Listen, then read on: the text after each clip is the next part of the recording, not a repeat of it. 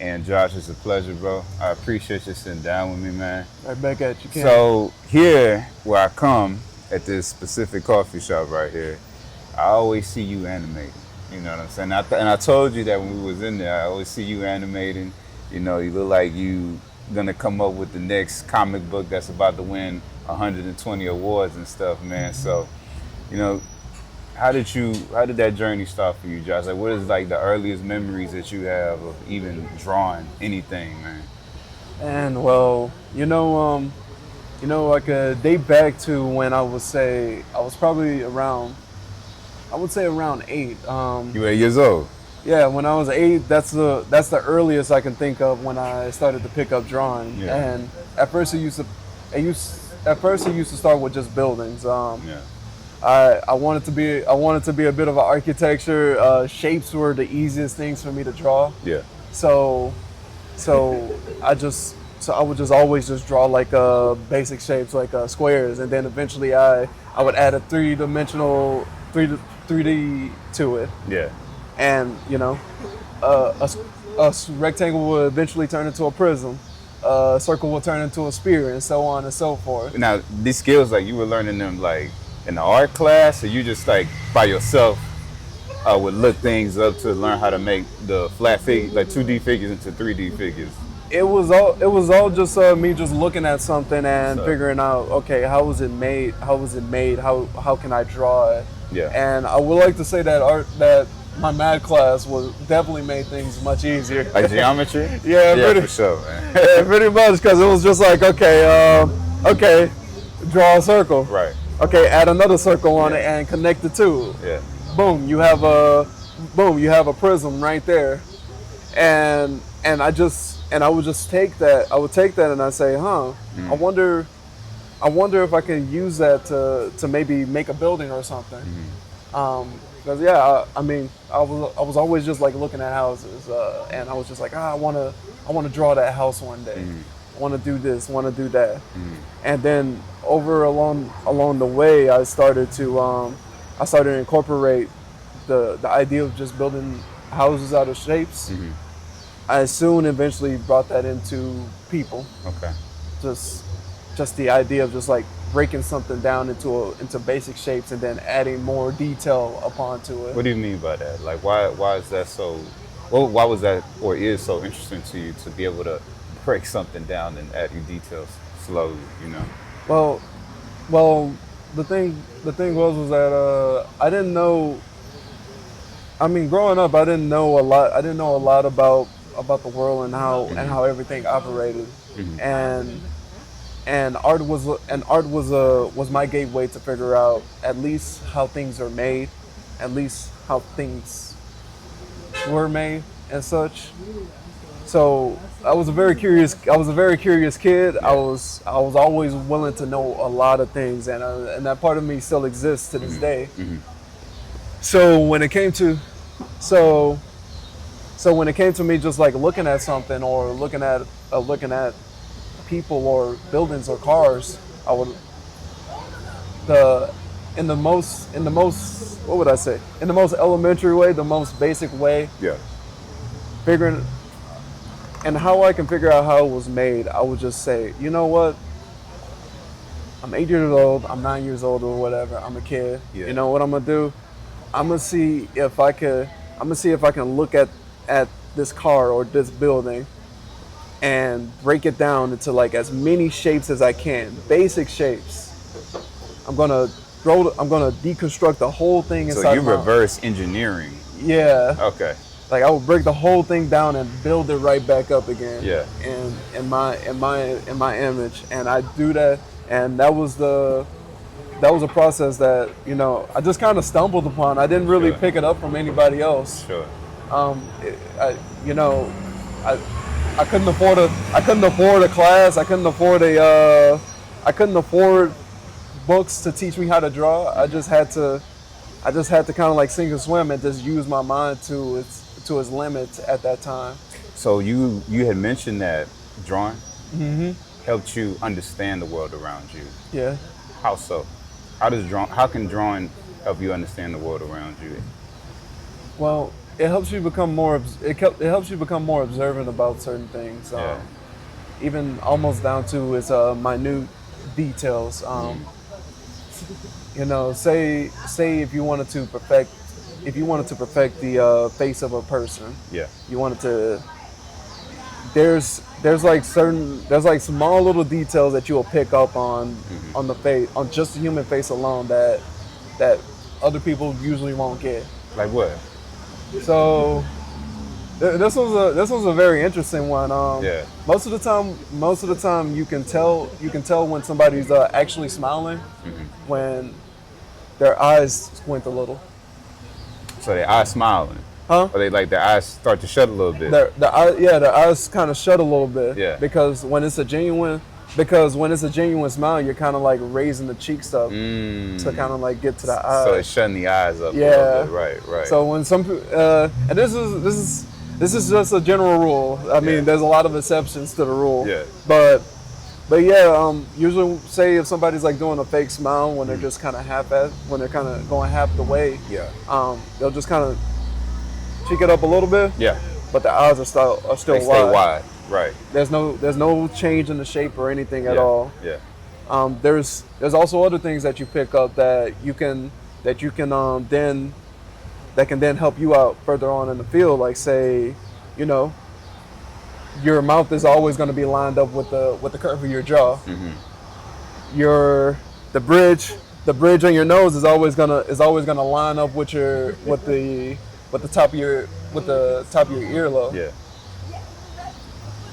And your hand is more likely going to be like probably like 3/4 the size of your face.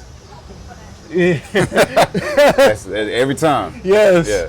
And I was just like picking up on that, trying to figure all this out. It moved. When it came to buildings, there was a bit of a stopgap because there's only so much you can learn about a building. But when I started to transition to people in and of itself, there were so many small things that I kind of picked up on, just not just in how to draw people, but how they interact, how they move, what are the proportions like, and eventually that just kind of moved on into different fields in the arts, where I was just like, human beings are so interesting. People are so interesting. The way how we're made up is so interesting. I want to learn as much as I can. And still, even to this day, I'm driven by that endless curiosity. So, would it be fair to say that you knew what you wanted to do since your childhood, or was that a process for you? I would say it was something that I really wanted to do when I was definitely. It was definitely a dream from the start,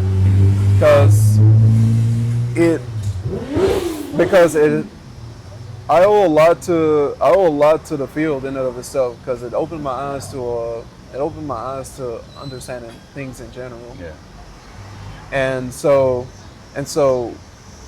what do you do to the thing that has given you so much, even back then? Well, essentially you want to give back. Right. And even when there was a period where I decided to put it off and pursue something else, it still kept coming back to me in one way, telling me like, hey, there's still so much you can learn. There's still so much you can learn from the world in and of itself.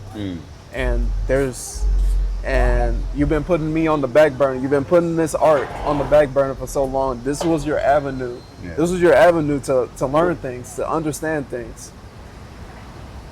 So why not come back?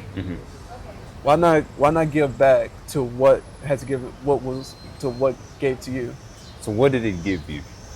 Like top 3 things that art gave you. Well, so this is the stool, right? The artist being held. Yeah. And the 3 things are the legs. So what are the 3 things that are holding you up to this day? that art gave you? that art gave me. It gave me the ability to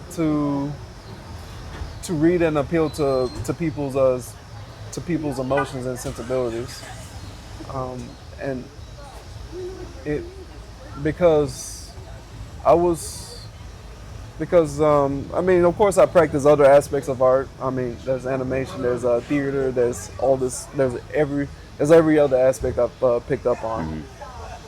So from all that all together, it gave me the ability to understand people's emotions, understand their stories, understand why they act the way they do, and appeal to that in a way, because you know, of course when I like to think that a lot of people, they do get absorbed in their own story. What do you mean by that? I'd say, well, I'd say that they, a lot of people, they get very caught up in themselves, Okay. whether in a bad way or in a good way. Say if somebody thinks super positively of themselves or Yeah. super negatively of themselves, Yeah. that they don't rule out other people's stories that are coming, that are inter what would I say, intermingling with them. With their story. Yeah. Yes. And what happens is that yeah, when you get so sucked up into your own story, I mean, you're the producer of your own story. Right. You're seeing the story play out. So Yeah. while you're inside looking at all the duct tape that's holding this production together, Yeah. of course you're just gonna feel like, man, this movie is not playing right. But what happens is that when that story crosses with somebody else and they look at your story from the outside, you know, it doesn't really seem all that bad. Even when you look at their story and they think their story is not going all that well, from the outside it looks good to you, or have maybe decent. So it made me. So the thing with art was that it helped me understand that okay, I have my story, I have my emotions, I have these feelings, but the person right beside me also has the same thing too. He or she is in his own world, his own story, Yeah. and I want to understand that. I want to see that from their perspective. So that way I could just, and in order for me to do that, I had to go through certain fields within art. Now, you know, Josh, that there's this, I'm gonna play devil's advocate a little bit. Why even care to know somebody else's story? You know, some people, they so caught up within themselves, or they Yeah. just don't care about the person next to them to even know their journey, what makes them tick, etc. Yeah. So why do you think that you got that curiosity to begin with, that wanting? Because that's a key ingredient, right? So why do you got that? Where do you think it comes from? Well, I would say it came. I would say it definitely started. It definitely started from childhood, where I mean, I used to kind of what was it? I used to always kind of question why was it so hard for me to get through to people. Yeah. Why was it so hard for me to communicate with people as far as like you know, how can I become friends with this person? How can I do this? How can I do that? You saying it was hard for you to make friends Yeah. growing up? Okay. Yeah, it was very hard, and I mean, I won't knock that kind of past. It's a past that helped me become Absolutely. stronger. Absolutely. But eventually along the way, that desire to want friends ended up growing into, okay, how can I get through to people?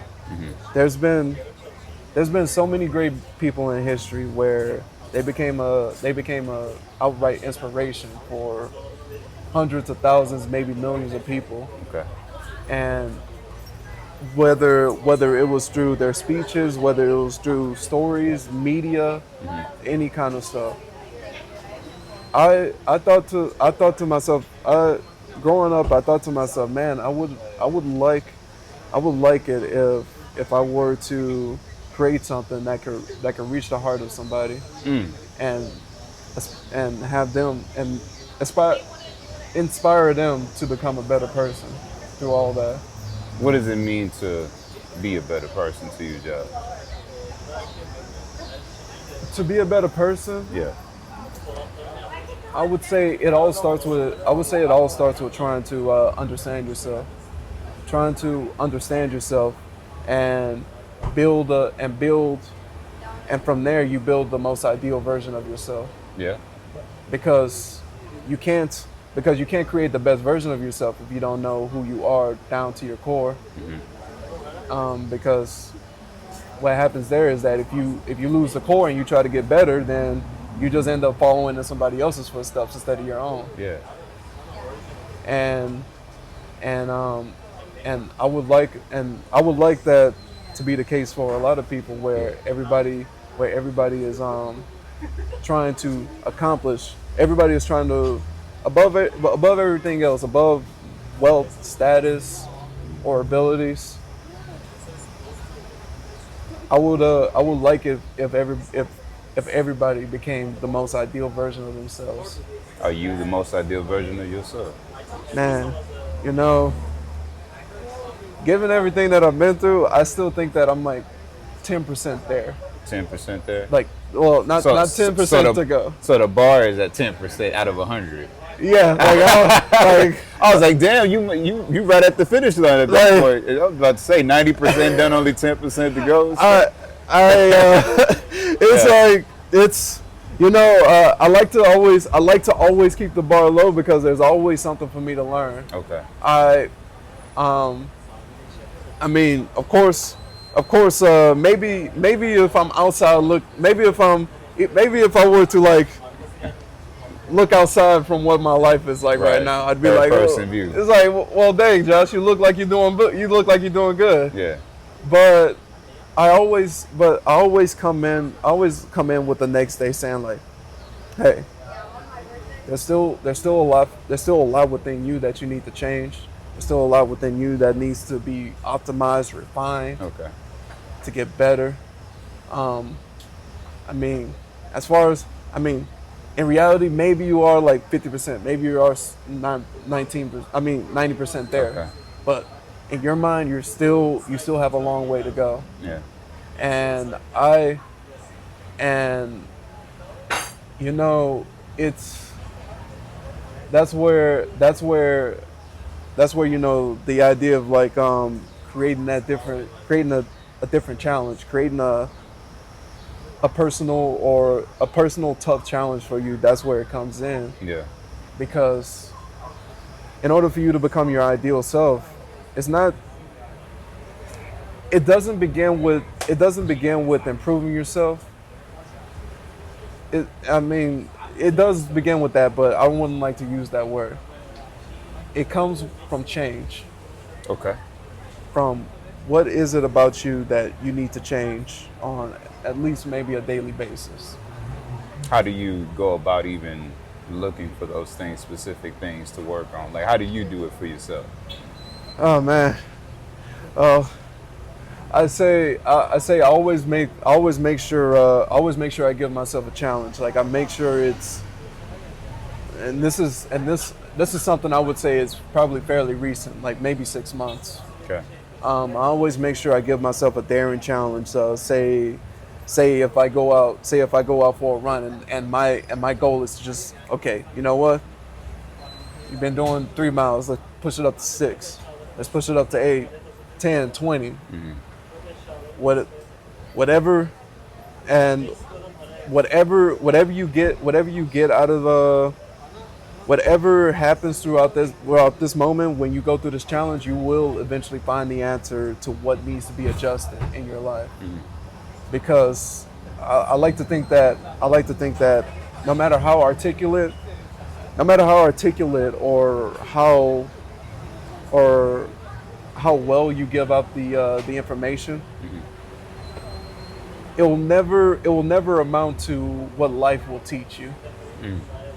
Um, it and it's and the best part about it is that the best part about it is that when it's a lesson that you experience yourself, that's when it becomes very personal. That's when it becomes you, and that answer is, and it's because that answer is an answer that came to you, rather than from somebody else. Yeah. So, so yeah, so yeah. I always try myself. I always try my best to look for the next challenge, make things a little bit tougher on myself, because if you do seek out, the thing is that if you seek out comfort, you find more suffering.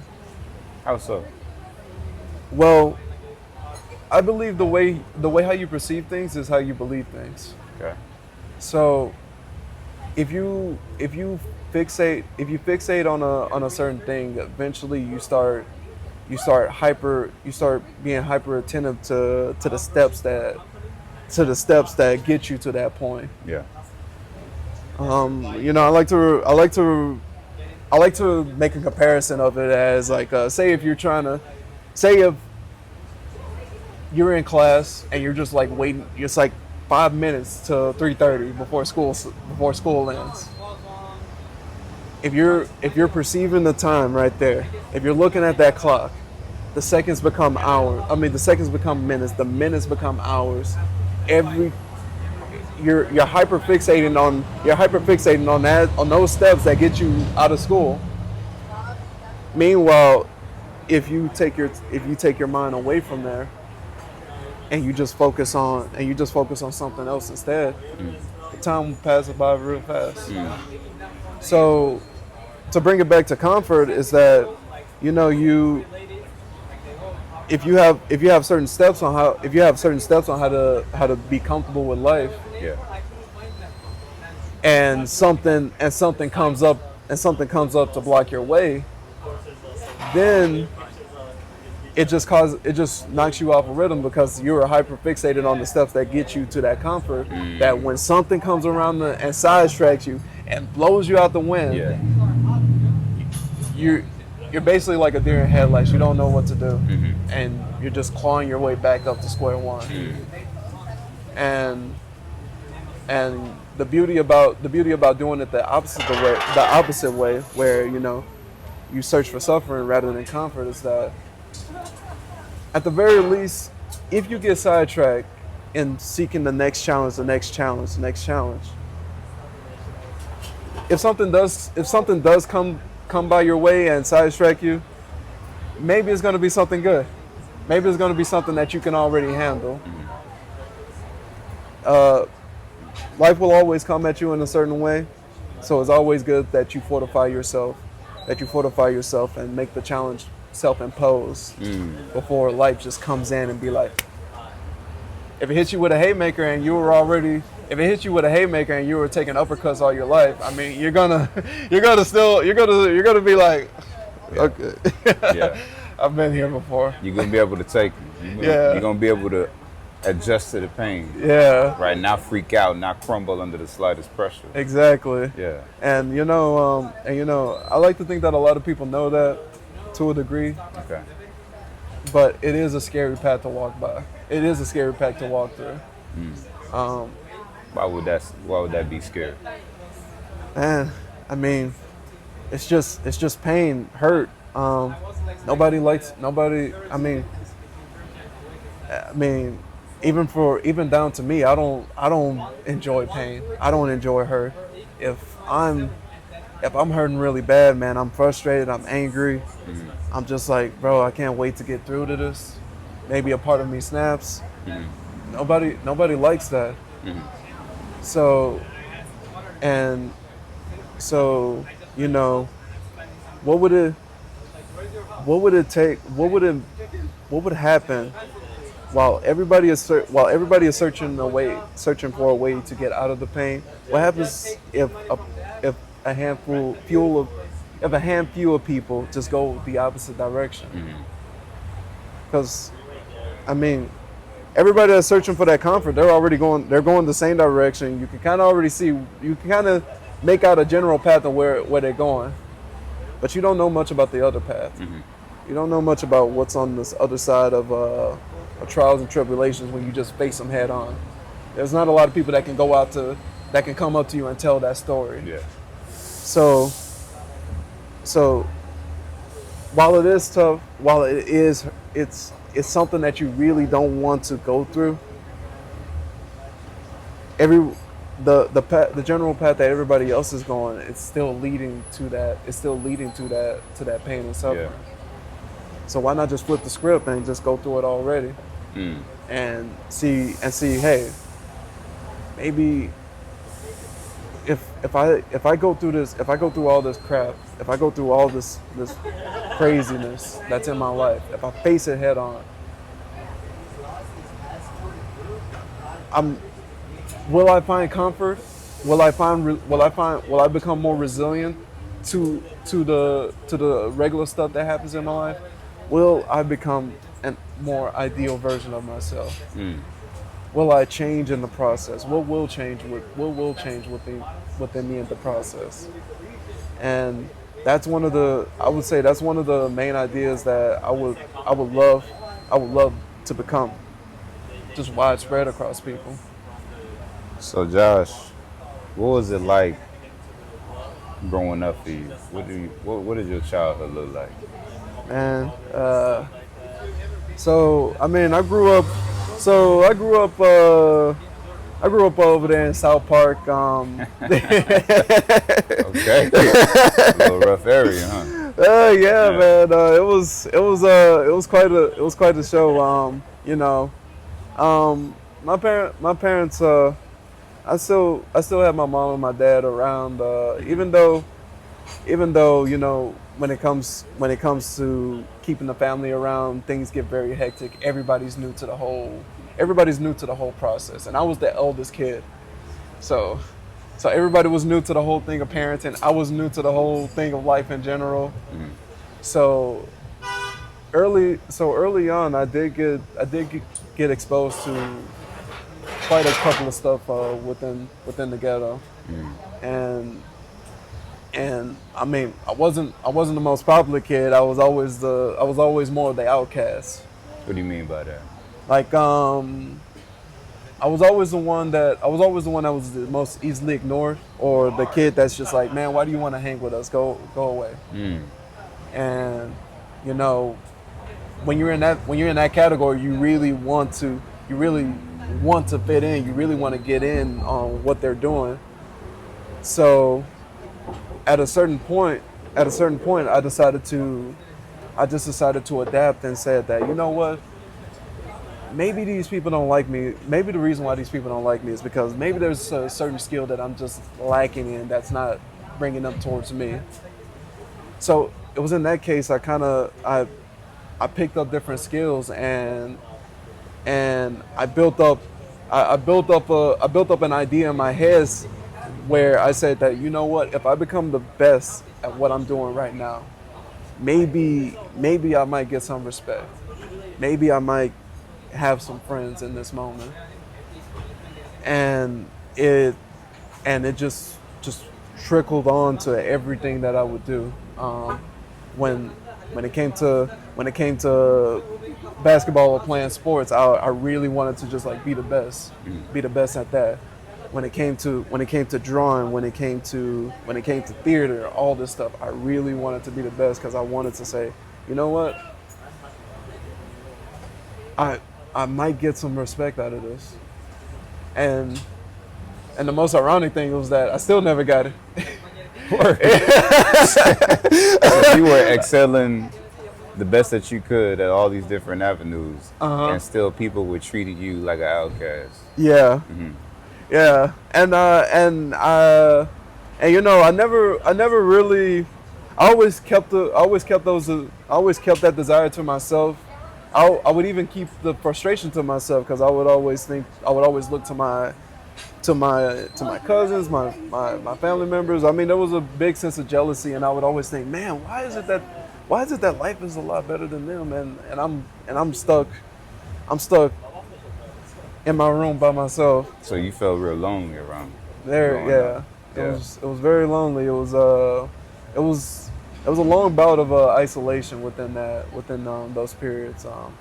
What do you remember about like during that period of you just being by yourself and constantly, like you say, now you comparing yourself, now you beating yourself up, now you asking what's wrong with you. Yeah. What do you have to do to unwrong what you got? Like Yeah. what do you remember about that whole period, man? That's tough. Well, what do I remember? Well, let's see.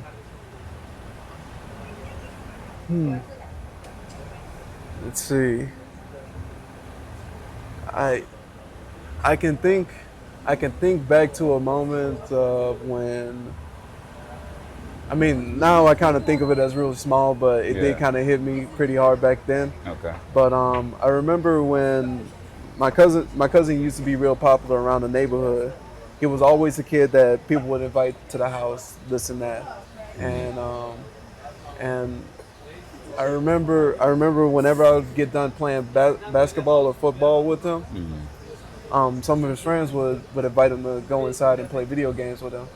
And I'm like, I would follow behind. I would follow behind him, and I would say like, "Hey man, can I play? Can I play?" I just remembered like his friend. He saw me come through, slammed the door in front of my face, and I I don't know. The thing is, I don't know if I cried that day. All I know was that happened, and I walked back to my grandmother's house, right across the street, and I just sat there. I mean, I think throughout those moments, I only cried maybe like a handful of times, and that's when my grandmother kind of forced my cousin to hang out with me Right. more. But I remember that moment that stuck out with me, and I was like, man, why did he do that? Why? Why? I mean, the guy doesn't know. I mean, the kid doesn't know me. It's like he just met me. What's going down? Is it how I look? Is it how this and that? And is there something that I have to? Is there something that I have to do? It's like, well, and I would just like look to different Right. things. Right. I was like, well, I mean, I guess my cousin's pretty good at basketball. Maybe I should probably get better at that too. It even extended beyond like maybe like church, school, and all that stuff. And I said, well, this friend of mine, he's good at this. So maybe I should take that in and try to get even better. It's like, oh, my friend is good at singing. Maybe I should implement that and try to improve myself on that. And from a perspective, it does sound really sad, but but I mean, but I appreciate those moments because Yeah. I was able to think on my own on how can I get better at this. I didn't really have anybody to teach me on how to do X, Y, and Z. It was just like hours of, I wouldn't say hours, but maybe like an hour or so of practicing on the craft and just discovering new things about myself on how to implement certain things. Josh, like you said, I mean, for me personally, as I'm listening to your story, man, around that period of time, that's messed up. That other people could treat other people like that, and kids can be super cruel sometimes, man. Like, Yeah. you think about certain things that, like, kids can be some of the worst bullies of all times, Yeah. man. And as you experience these things, you experience being alienated, having to feel lonely as a child.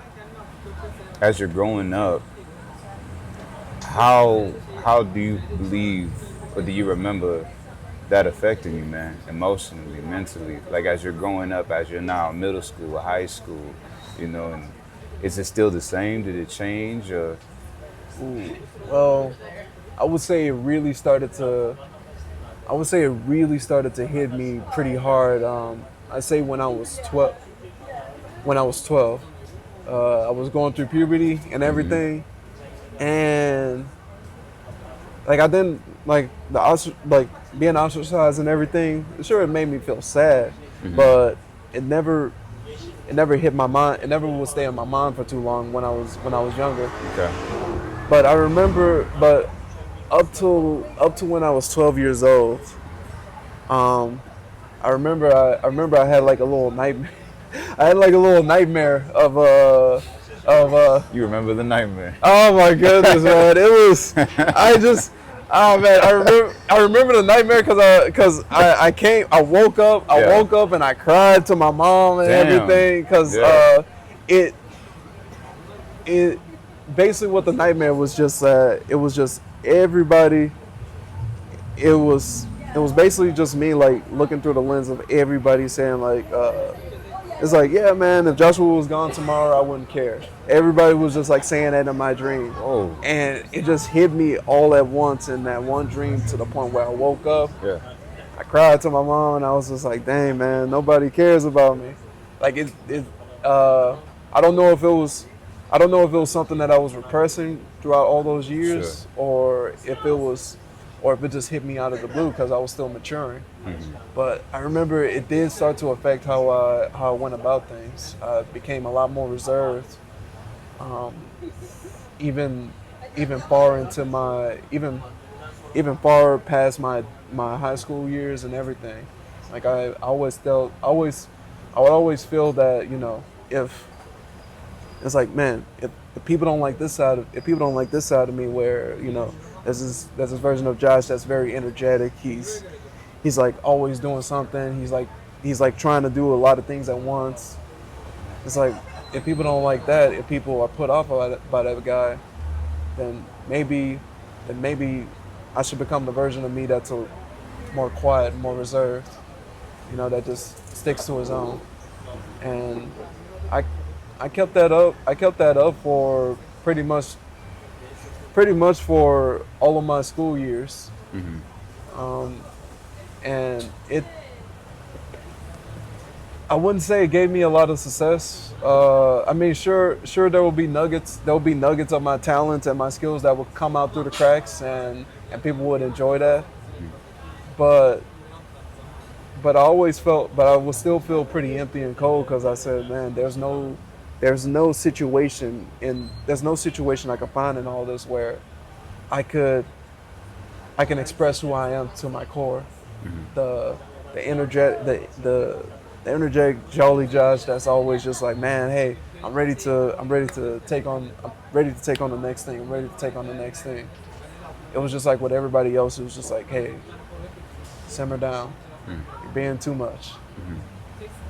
And and it and when you do that for so long, from the age of 12 all the way to 18, maybe like even into my 20s, it takes it takes a lot of reprogramming to get back to your most authentic self. What do you mean by that? Well, I understand what you mean because you learn all these bad habits to obviously cope, right? Yeah. You repress this for so long. How do you was that you, the authentic you, the like you said, the energetic Josh, the all these different talents that you had, the real you? Did you ever lose that? And how do you go about, like you said, reverse engineering all of these ill habits that suppress who you truly are? Wait, could you repeat that again? Yes. So being going through this period of time where you did repress that part of you, what type of effects did that have? And then how do you go about on reverse engineering and undoing all of the damage in ways that repress the true you, the true Josh? Oh man. Well, it really did. It affected me very badly. A lot of my talents, I wouldn't say they withered away, but they definitely took a sharp decline at the end, especially at the end of my high school years.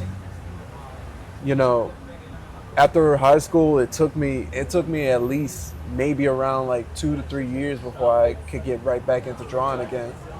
And and as far as my physical abilities, that also took a decline as well. It was pretty much, I would say like 90% of my talents were practically just like, they were so far away from me, and I just had to spend, like up till 2017 and up, just climbing to get that back. Because of course, since I thought my talents were gone, I used that as an excuse to pursue something else. Yeah. And then once I realized that this isn't for me, I might as well just go back to what I wanted back then. Yeah. That's when I just decided to just put back in that work and go back to who I wanted back when I was a kid. And you know, I think one of the I think one of the things that kind of kicked me back into gear of becoming less reserved and more authentic was I was listening to you ever heard of Big Crit? Never. Really? Never. Big Crit. He's a rapper. I don't know if he made a song that was blasting all the time back in the radio. Okay. Like back in like 2010. You ever heard of the song Country Shit? I never have, Josh. Really? it was like blasting all the time in like What's it called? 97.9 The Bronx. No, Big Crit. What's the song called? Country Shit. Country Shit. Yeah. Okay. But I remember I had stumbled across one of his albums that he was giving out for free. All right. And I listened to it, and I remember it was the first song in his album. It was called King. It was either King Part 2 or Part 3. And I mean, one of the verses that stuck out to me, that just kind of woke me up, was that I don't want to butcher it because it's a verse. Do what you can. Oh man, Improvise. Improvising. He said, Yeah. It was like, Crizzle, why are you doing so much? And it kind of, I remember there was a bar that said, if you knew that you can fly, then why would you fall? Damn. Right. Within the midst of that, I was at that point where I was just feeling pretty bad. I wasn't feeling like I was going anywhere in my life, and I stumbled across that album. I listened to the whole thing, but that first song stuck with me. And I just remember, like, dang. It's like, if you knew that you can fly, why would you fall? And it was at that point I said, you know what? I'm gonna have to start from square one, but I'm going to pick myself up. I'm gonna try to become. I'm gonna have to start, not from the age of 18, not from the age of 16, not when I was in high school. I'm gonna have to start all the way back to when I was like 11 or 12 before I started this whole different phase that I was in, where I was more reserved. Most people would give up and be like, "Damn, it's too late." You Yeah. know? Oh, that's too far. That's too much. Well, I can't undo that. Mm-hmm. What made you not think like that, or did you think like that? Well, you know, it's funny. It's funny because I've done something. I've come across those kind of dilemmas before in my art journey.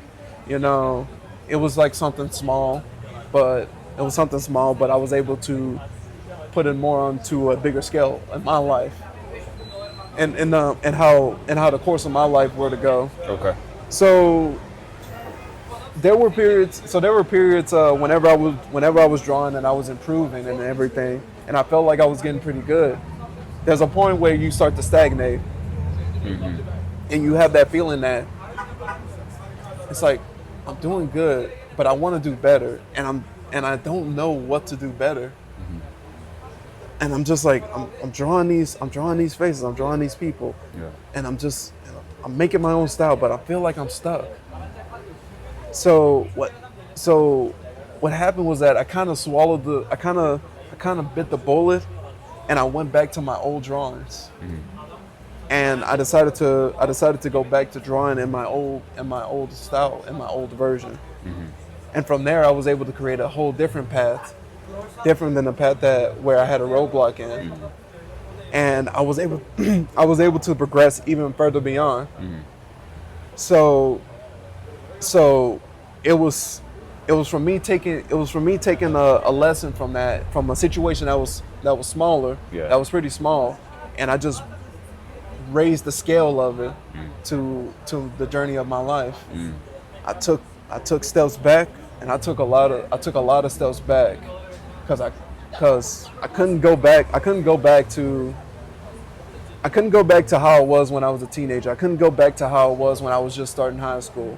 I had to go back to that. I had to go back to that younger version of me who was 12 years old, who was who was enthusiastic about everything, and I had to basically just say, "Hey, I'm with you.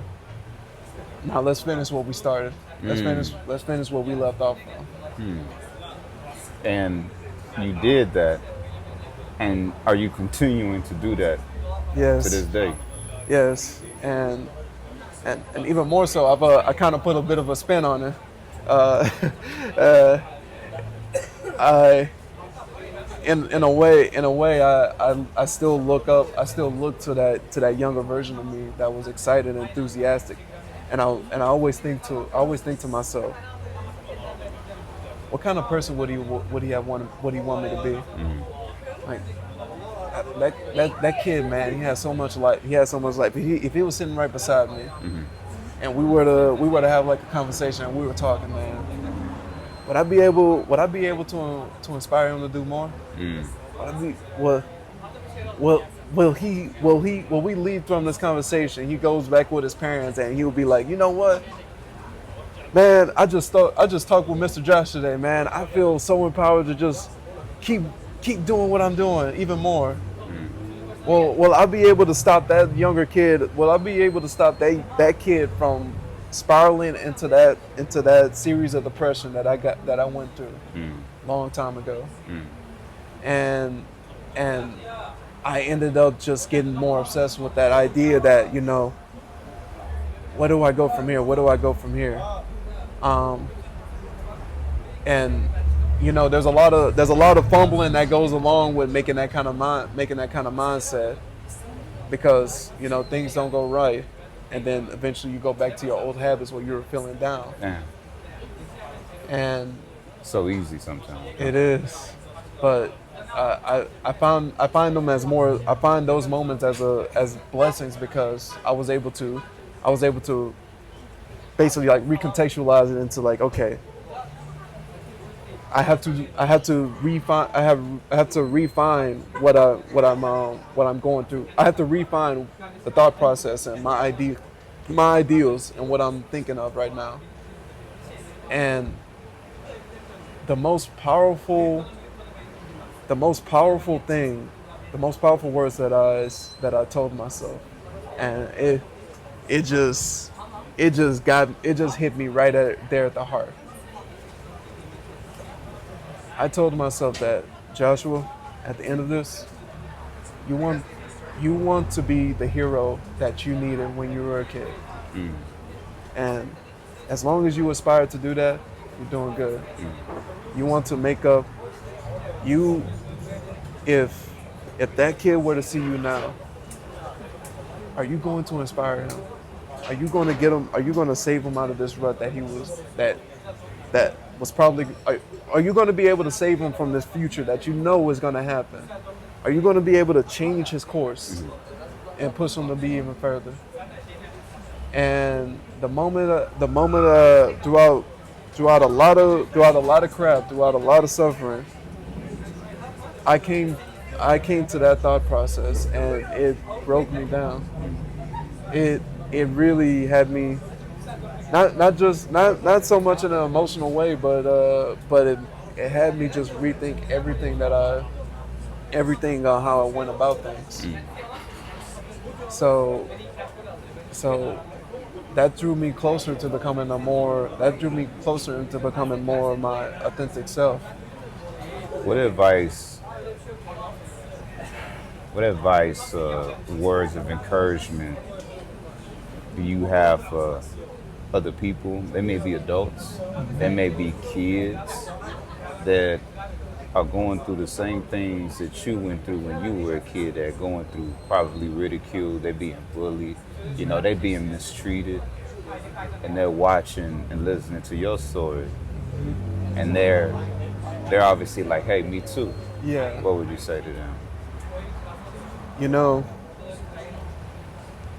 well, one of the best advices I can give is that above all, you have to invest in yourself. You have to invest in yourself. I'm able to do the things, despite I'm able to do the things that I do right now. I'm able to build these talents that I have and acquire much more talents, more abilities. I become more resilient. I'm able to become the person that I am right now because because I was put in the position that I am in the past. Yeah.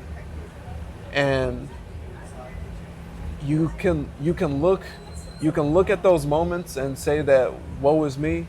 This is a very tough situation that I'm going through. But if you're able to view it all as, hey, this is just a test for me to become greater, and use that to your advantage. Use that to your advantage to become a better version, to excel at whatever you're doing.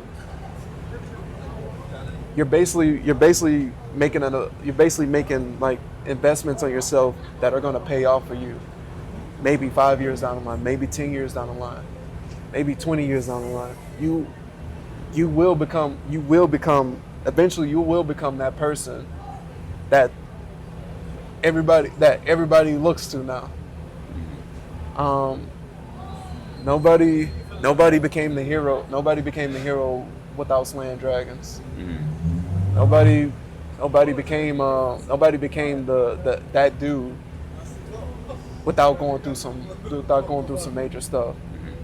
And every time something bad happens to you, or a trial comes to you, it's just another scar that you get to show off in the future when you become a better person.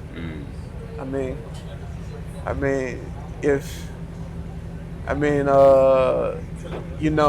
there's always going to be that, if a guy goes off and fight in war and he comes back alive, but he has like a little bit of damage on himself, he's going to be eager to show you, like, hey, bro, so the shrapnel kind of grazed me right here by the shoulder right here, man. Like, it's like, look at it. Like, it shows that you have experience, that you went through some stuff. And in his eyes, that's a badge of honor, because that shows how legit your journey was to you becoming the person that you are right now. So for you now today, what is Josh's mission in life right now? What is your purpose that you've chosen for yourself? What that you live and try to fulfill every day? Well, man, that's a good one. Well,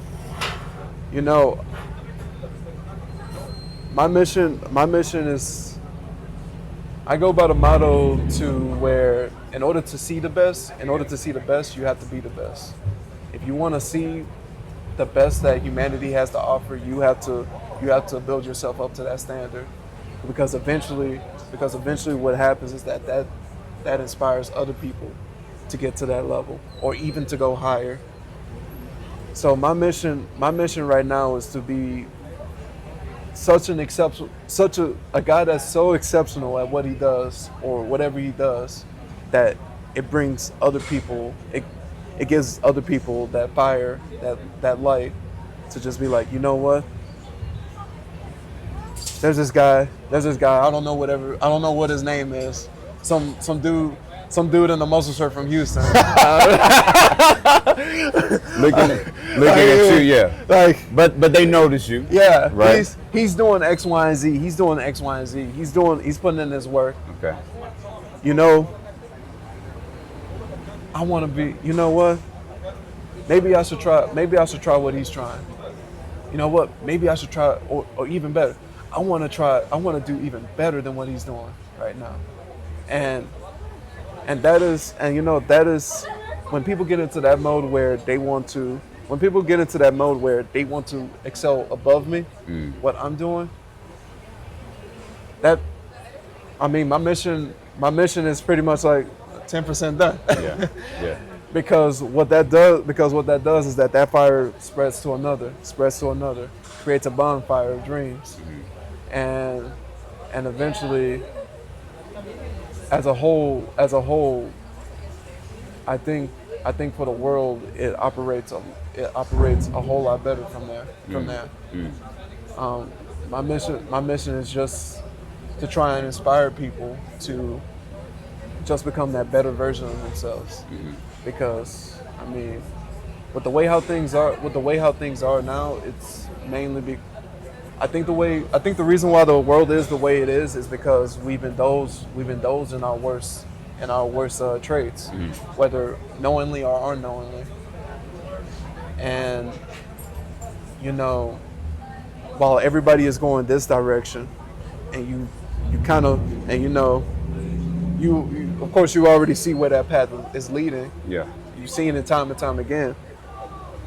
What happens when a handful fewer people, or maybe just you? What happens if you just go the other direction? Right.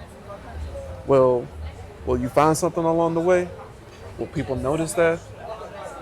Will people follow you down that path? What's the end of taking that path? What's the end of taking that path that's completely alien to everybody, that you don't know what's at the end?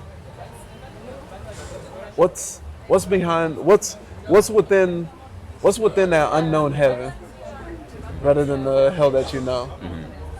What happens down there? And I want to see what's going to be on the other side of that road. And I hope that within the end of my life, I hope that everybody is trying to see that end of the road too. Because I won't know. I truly believe at the end of my life I won't know what's at the end of the road. Okay. I leave that to the generation after me, the generation afterwards.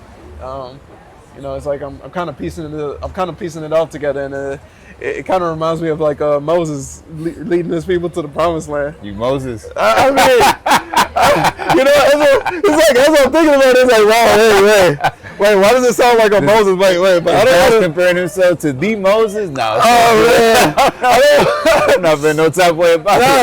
I don't want to. I mean, it's like I'm comparing it, but I was like, man, I don't know if I can fill those kind of shoes. Yeah. I mean, they went through Yeah. a lot. But you've been through your trials and tribulations too in your own way. You know, you can't compare it. You're probably the Moses of your story, man. Yeah. For sure. And I go through it with the expectation that I probably won't see. I probably won't see the benefits. Okay. I probably won't see the benefits at the end of my life. I probably won't. But the people after me might. And the people after me will even, and the people after me probably will. It's like, you know, Moses led the people to the promised land, and along the way he said that I won't be joining you guys. He was denied access to the promised land, and the rest of the people were went. So I mean, I go in on this journey knowing full well that I probably won't experience it. I won't experience the results, but man, it's just that the effort, the journey. That's what makes life worthwhile. That's pretty powerful. Yeah, that's really powerful, man. And I admire the way that you think, your spirit.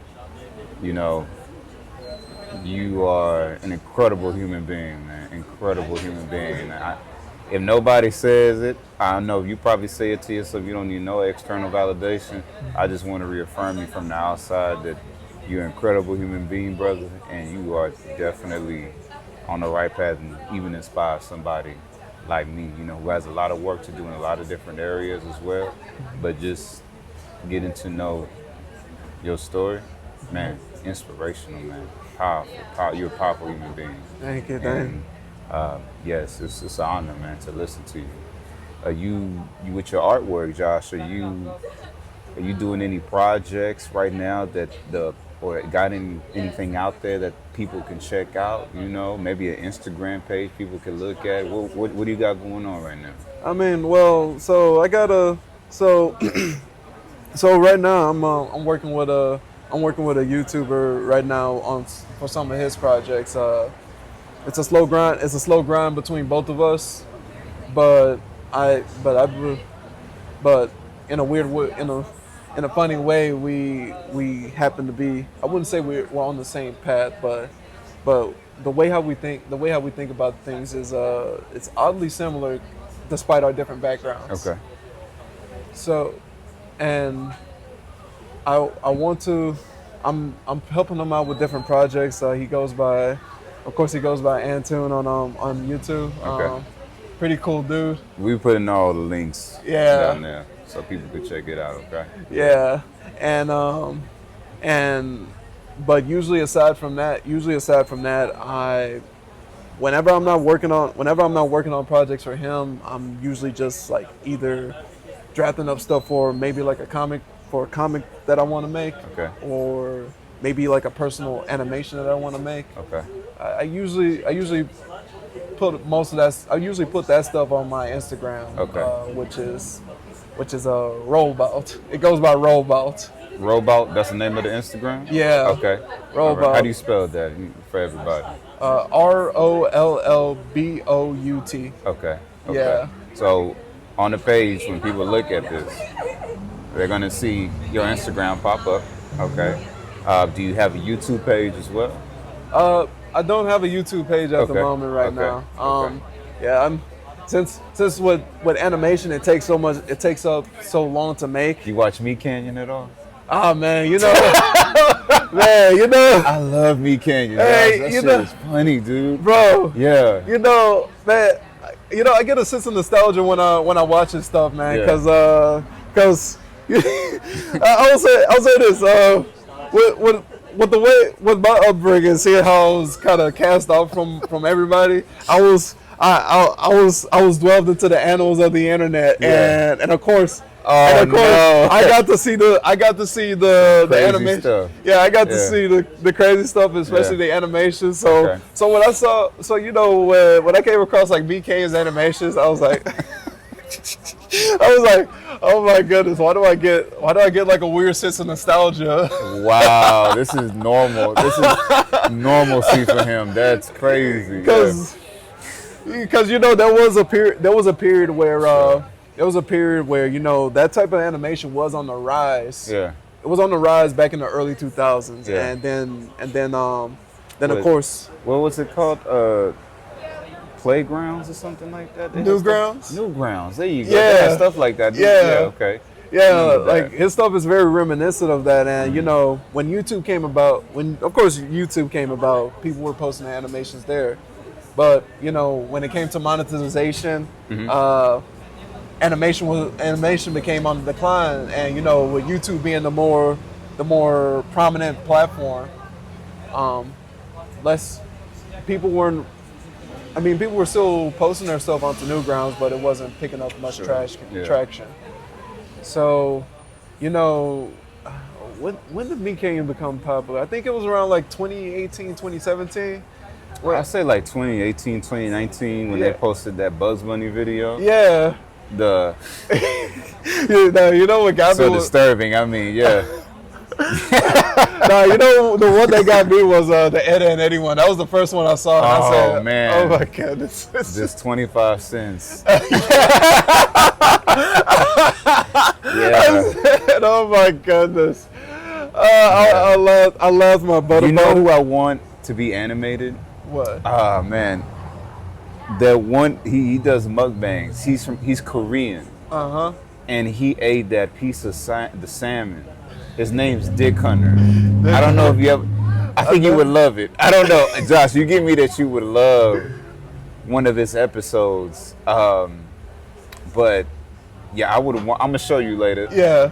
And I would love to see that guy animated, man. It is just he sensualizes the shit out of food, and he eats it with so much passion and like excitement. You know, he just has like this unique weirdness to him. Yeah. That's weird, but it's like in a funny way. And Uh-huh. I don't know. I appreciate his content. I really Yeah. do. But I'll show you some of his stuff later, man. Yeah, you know, I mean, if you're saying this to somebody that's an animator or that's an artist, I mean, Hey, that's you. you give a Talking to the right guy right now. you just say out the emotions and what he's and how Yeah. he's feeling. It's like my mind is already Yeah, racing. like he doesn't eat all day, and when he you could tell like when that first taste and like when that plate of food hits his tongue, Uh-huh. he just becomes all his senses become overwhelmed, man. It's just crazy. But Josh, what's one thing, as we're wrapping up? I always like to ask, what's one deep thing? It doesn't have to be deep. It can be deep.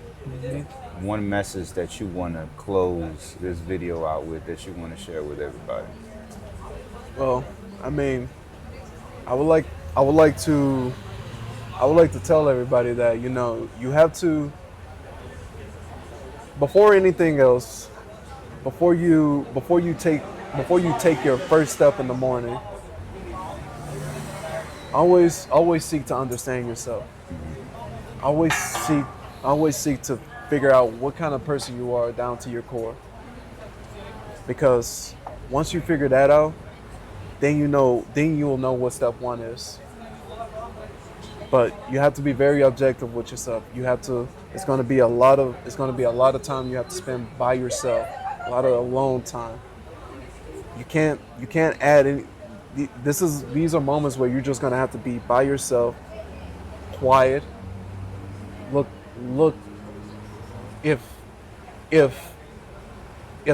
If you had to start all over again with nothing on you, nothing but the clothes on your back, and you're just, you could be here at this cafe.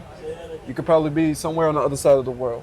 If you had nothing, no assets, no money, no status, nothing, what could you provide to somebody or to the person beside you if you were to start all over again? And that's what, and I would say, once you begin to answer that question, then you're closer to understanding who you are down to your core. That's powerful, man. That's deep. That's deep. That's deep, Josh. Man, I only say it because I've been through it. Right. I say it because I've been through it, and I'm more than happy to give everybody the shortcut. Yeah.